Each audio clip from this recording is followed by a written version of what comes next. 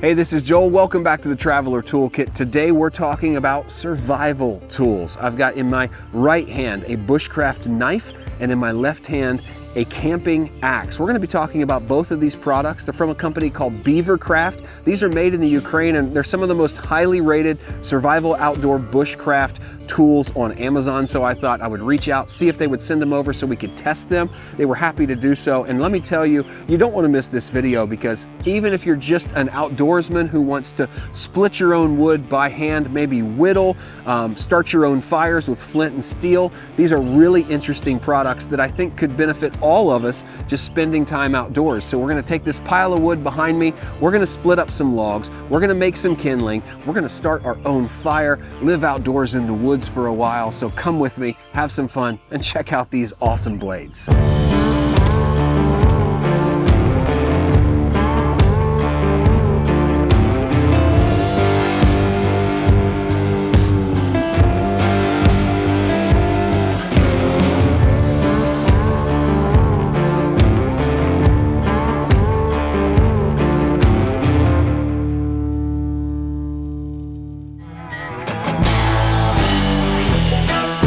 All right, now let's take a closer look at the BeaverCraft AX3 Hatchet. I just want to point out before I take it off that it has a super high quality leather sheath on it with this nice button or clasp, snap if you will. This is important to keep the tip of your axe sharp so that you don't dull it or hurt yourself going between jobs. I just love this hardened carbon steel. This has got kind of an antiqued look to it already, like a hammered finish. So if we take this off, you can see the blade, and you want to be careful because this is super sharp out of the box. It is a little over 4 inches this direction. This is a concave blade.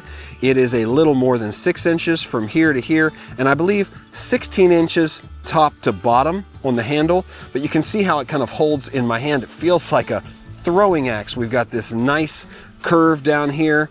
You know, you can get 2 hands on it if you're going to do some light splitting. It's got a really thick, hardy handle on it. It's made of ash wood. Got the BeaverCraft logo right here.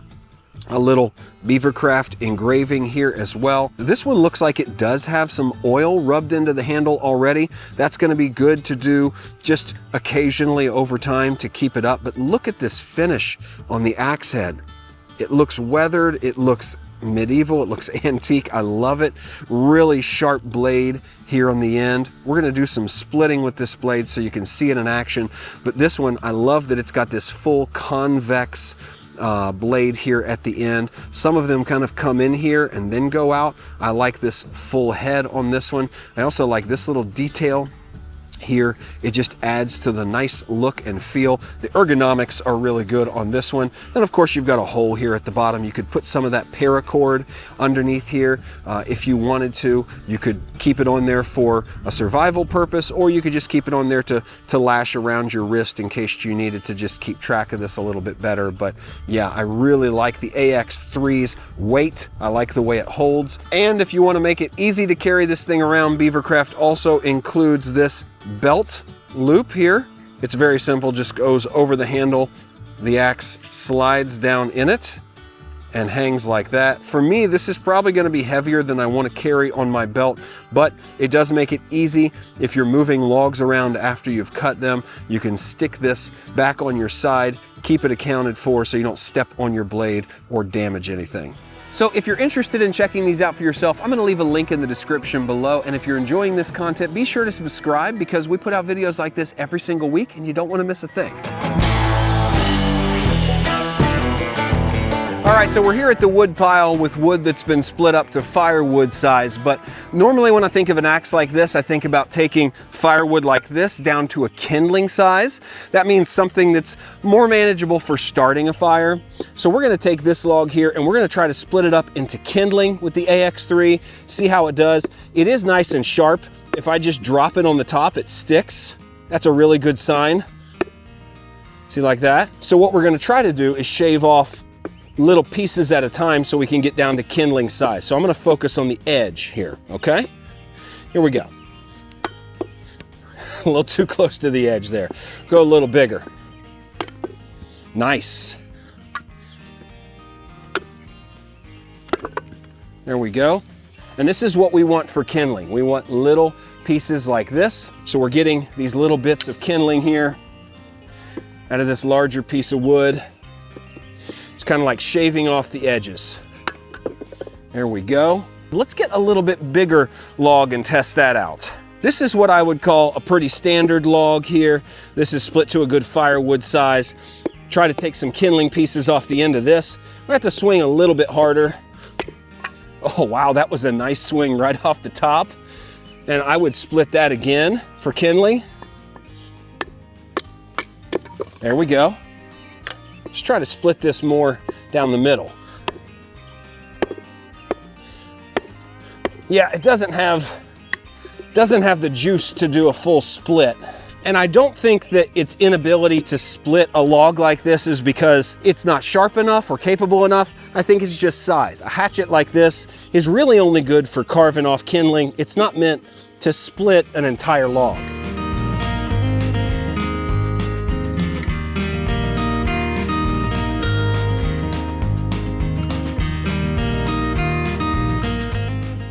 Okay, so now that we've split up a good pile of kindling, I can say that that's really what this axe is best for. It's got a nice concave blade that really slips through and doesn't get stuck unless you bury it right down in the center of a really thick log. If you're staying toward the edges, knocking out little pieces of kindling like this, I think it's perfect. That's exactly what it's made for, and that's what I would use it for. I would also think it's good for lopping branches off of trees, just kind of knocking things off the edges of a tree, cleaning up an area. That would be a really good use for it. But now that we have some kindling, let's go ahead and get out the bushcraft knife and test out making some fire starters, just kind of carving things off. And honestly, I think that the axe could do a pretty good job of this as well, but we're gonna start with the bushcraft knife. All right, let's take a closer look at this BeaverCraft bushcraft knife. They call this the BSH4F, and I believe that's because it's got a 4.9-inch blade. But before we get into the knife itself, let's talk about this leather sheath. This is something that comes with all the BeaverCraft cutlery, knives, hatchets, axes, things like that. It's a really well-made leather sheath. It's got the BeaverCraft logo embossed or pressed into the leather. You've got your flint rod here hanging off the back. We'll talk about that in a little bit, but you have this one-piece leather sheath all the way across, stitching on the bottom. Really well put together. It seems like it's going to hold up over the long haul. It has this leather strap that runs around the back, keeps the knife secure, and listen to this. Oh, I just love listening to these leather latches and pulls kind of go into these metal grommets and buttons. Then we also have a belt loop on the back, and most sheaths only come with this loop, which would keep it really close to your body and make it hard to get the handle out up against your belt. But it's got this extra kind of dangly part here that just gives you some extra room when it's on your belt. It's gonna have some more flexibility to get that knife out at different angles. I think that's a nice touch, and I'm not one to be wearing a knife on my belt all the time, but if you were gonna do it, this sheath would really make it easy. So let's go ahead and open this up and take a closer look at the knife itself. You want to be very careful because this knife comes extremely sharp out of the box. It's a really well put together blade. It's one solid piece of carbon steel, tip to tail. It runs through the handle. I believe this is an ash wood handle, and it's got a notch out of the end that you could add some paracord to. Now it does come with some paracord. It's not attached to the knife, but they intend for you to put it here if you want to tie it up. Some people like to keep paracord around a knife in a survival situation in case they need some extra cord for something.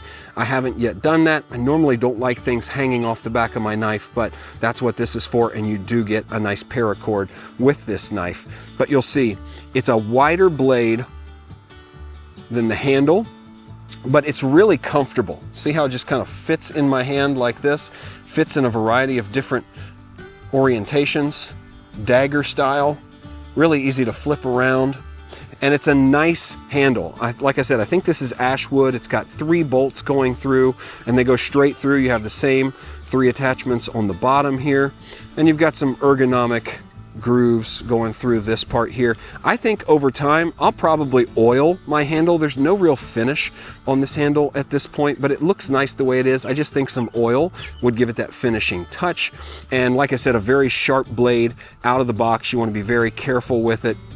It also has this jagged portion on the top and kind of this notched portion here that are fire starters. If you flip this over and use the flint rod that they have provided, then you can start fires, which we're going to do later in this video, so stick around. We're going to split our wood with our axe. We're going to cut some kindling and some smaller strips to start a fire, and then we're going to use this to strike the flint rod and go ahead and start that fire for you to show you how it all works. But overall, I think it's a quality bushcraft knife. You can do a lot of different things with it. And before we're done with this segment, let's talk a little bit about the flint rod itself. So this is what it looks like. It's got a wooden tip on it, and then you'll see here is where I've kind of worn it down, striking it. I doubt you'll be able to see anything here, but we are going to get some spark from that, and I'll show you that a little bit later. It's got this string on the back that just allows you to keep track of it a little bit better. And yeah, overall, these two things in your sheath give you a lot of survival capabilities. I'm really impressed with the quality of this blade. I like the finishes. I like how it's kind of a black, almost a gunmetal. This carbon steel looks really cool. And yeah, I think you will definitely appreciate the quality of this blade when you hold it in your hand.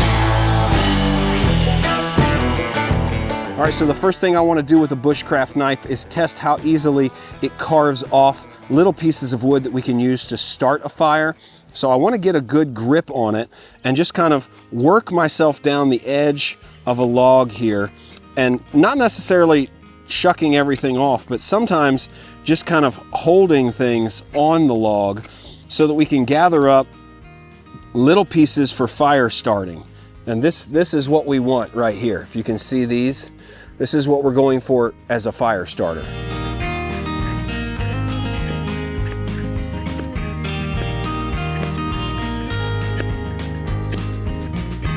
Then when we get a big kind of group of them like that, we can just take it over here to our pile and split it off so they stay in a nice little bundle.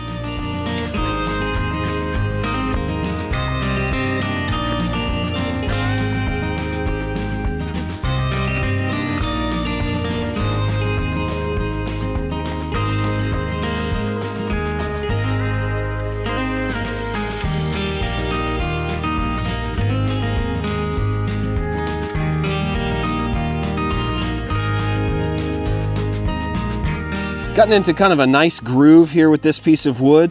You can see it's really easy to hold. It is a little hard on your thumb if you're up here on this kind of jagged portion, but it's really easy to just kind of maintain your grip and control on this knife when you're making these little bundles. And I believe the size of this blade makes this a little easier. The thickness of this blade just makes this a little easier than if you were using just a regular pocket knife or something like that.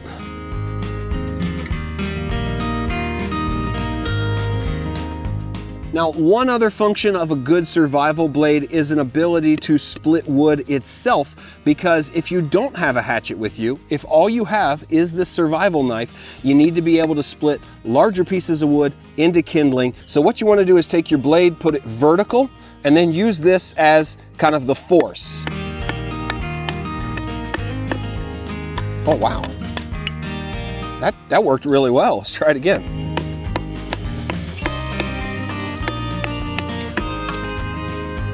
It does extremely well. I did not expect it to work that well. Well, just kind of lining it up on the grain.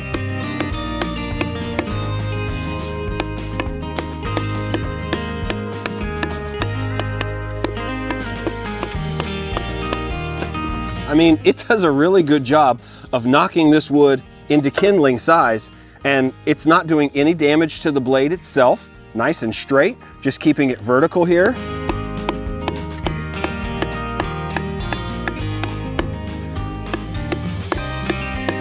You do have to kind of bang back toward the handle once you get below the top of the log.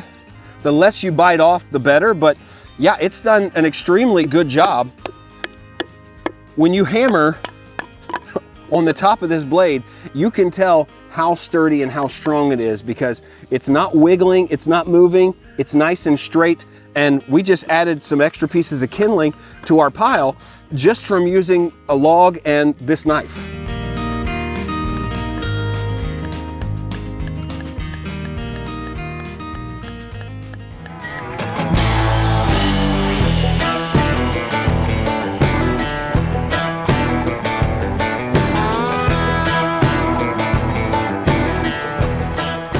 All right, we've got our fire base set up. I've got my flint and steel right here. This is my flint rod, a carbon steel blade.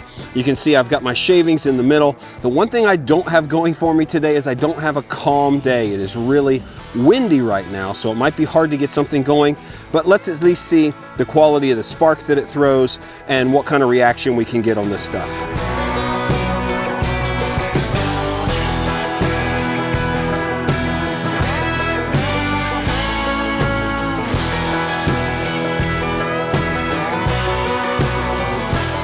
I'm noticing the farther away from this black coating I get, the better the spark is.